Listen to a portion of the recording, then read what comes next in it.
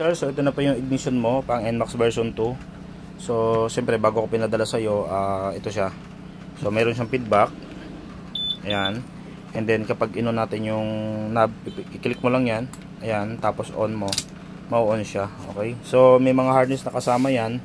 I-plug mo na lang dun sa motor mo mismo. And then, pwede ka naman tumawag sa akin para ma-assist kita pagka hindi mo kayang i-install. Ayan. Ayan. So, ito siya, na-on na siya. Okay?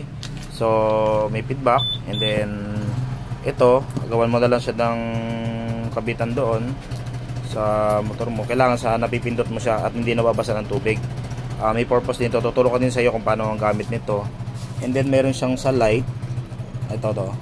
So, pwede ka magbutas ng maliit na nakabutas lang doon sa bandang malapit dyan sa ignition mo.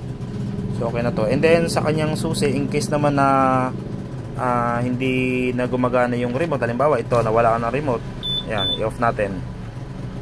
And in case nawalan ka ng remote, di mo na siya ma-on. So, meron ka namang susing kasama, papasok mo lang dyan, ayan, para masusi mo siya. Okay?